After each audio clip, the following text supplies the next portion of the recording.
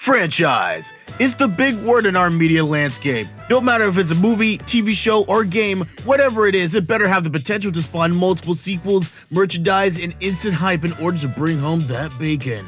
And though there's nothing wrong with that in theory, the biggest danger with multiple stories for the same property, especially movies, is that many of them tend to fall into the trap of creating the same movie over and over again in order to recreate that magic of the first one. And we can all think of examples of those movies that fall prey to that, but Despicable Me avoids that fate. They created a story that builds upon the previous instead of just simply Xeroxing it. And the core of that philosophy comes from Gru. In each movie, we've seen this guy change and grow as a character, and we can learn from his example. What can we learn about Gru's character development in the Despicable Me franchise? I'm the guidance guy, and your internet school counselor is going to show how Gru went from despicable to respectable.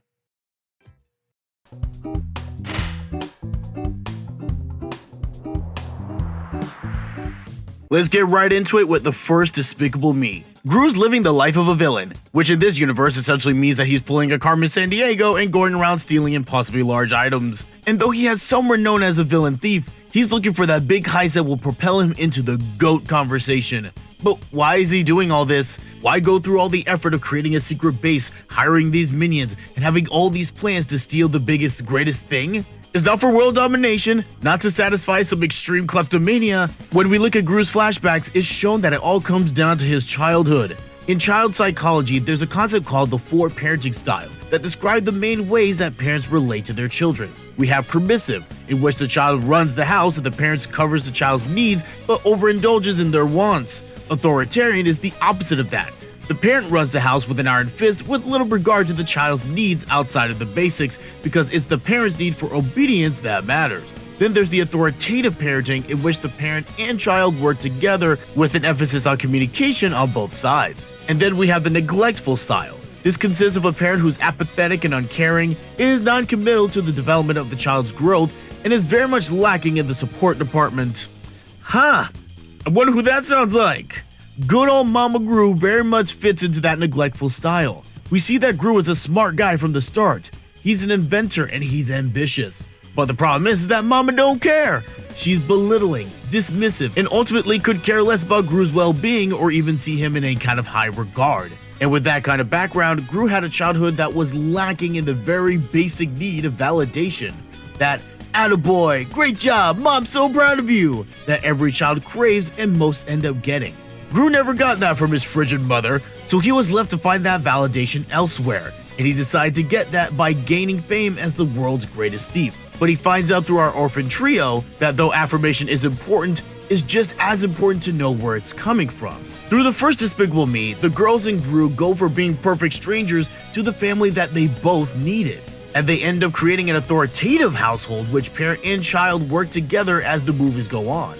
Gru realizes that, like a romantic comedy lead, that the love and acceptance that he'd been desperately looking for was right in front of him the whole time in the form of 3 girls that he adopted solely as a means to get a one-up on his supervillain rival. And as the series goes on, we see Gru's mom less and less, leading us to believe that he's not seeing her as often, meaning he's learned that he doesn't need someone who's only giving him negative energy in his life. And that translates to us too. In fact, I did a whole guidance guide on how people like Gru's mom can be dealt with if they can't be avoided. And this is the foundation that Despicable Me begins with in regards to Gru. The only thing I'd add to that is that it would be great to see Gru affirm himself, because he's got a lot going for him. He's a decent human being despite being a quote villain. He's a great boss who knows all of his employees' names and watches out for them, and he's, a genius. But even if Gru doesn't see all his positives, we have the opportunity to see ours, to see our strengths, our pros, and use those to remind ourselves of our own worth. Gaining affirmation from others does feel good, but more importantly, we need to have that sense of love from and for ourselves first. Now before this gets too mushy, let's move on to the next movie to see where Gru's journey takes him next. In Despicable Me 2, we continue on with Gru's family as he's moved on from the villain game to the long game of becoming a hero. But the real cheese for Gru doesn't come from his reluctant heel turn to helping out the AVL, but rather how he deals with his feelings for Lucy. At first, he's not even willing to admit that he's got a thing for the agent, but once he eventually does, he begins the course of overcoming his fear of women. And once again, we got the flashbacks to help us gain more insight. We're taken to the playground where Gru is brutally shut down by a girl, which has become the basis for all his interactions with females, namely feelings of fear, shame, and judgment, and as a result he's developed social anxiety around romantic situations. Social anxiety is more than just basic shyness, by the way. It's a phobia in which certain social situations cause immense fear, which can lead to avoidance of those situations in order to avoid any kind of scrutiny, which is exactly what happened to Gru when he was younger. And we see the signs. There's visible nervousness, an unwillingness to even talk about dating, and at points he even straight up avoids Lucy. This is far from basic fear. This is fear based on a specific social situation that Gru's had bad experience with before, and he has no desire to have said experience played out ever again in his life. Which is why he's a single, middle-aged man that has absolutely no interest in anything related to dating. If you're interested in learning more about social anxiety, I actually did a guidance guide on that as well, link in the description. But thankfully for Gru, he was able to overcome this personal hurdle as well. He didn't go to counseling or anything like that, but what he did was a version of a counseling technique that helps clients overcome certain phobias. What we're talking about is called exposure or immersion therapy, a form of therapy in which a client is slowly exposed to the situation or environment that they fear over time, with the goal that the client will be able to be in that fear-inducing situation and not experience those feelings of anxiety. Now I'm gonna say this. What Gru did was not a fully accurate depiction of exposure therapy, since there was no counselor or a psychologist around to guide him through the experience, but his DIY version still got the job done. He interacted with Lucy and worked with her. Sure, he had to because that was part of the mission, but he pushed through his anxiety to the point where he was able to talk to her about things outside of work and eventually ask her out. So by the end of the film, we have a man who has 3 kids and now a wife. Gru's doing pretty well for himself. And he gives us an example of what can happen when we confront our own fears and anxieties. You gotta face them head on if you want to experience change. Don't forget, you don't need to do it alone. Gru had help along the way to get him to where he is now at this point. And we can't forget that either. When we allow our fears to control us, we stay stuck at whatever stage we're at.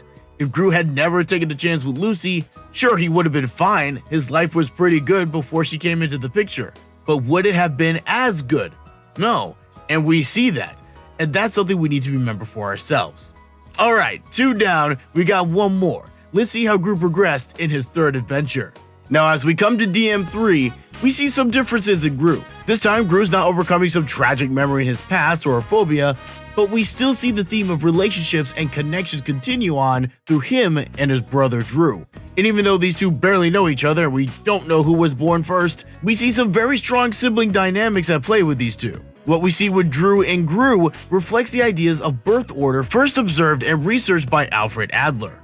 Adler noticed certain themes with children in regards to personality traits based on the order in which they were born. And for Gru, he shows a lot of very strong firstborn child qualities. According to Adler, firstborn children are typically very structured, ambitious, determined, and reliable. And that's all Gru.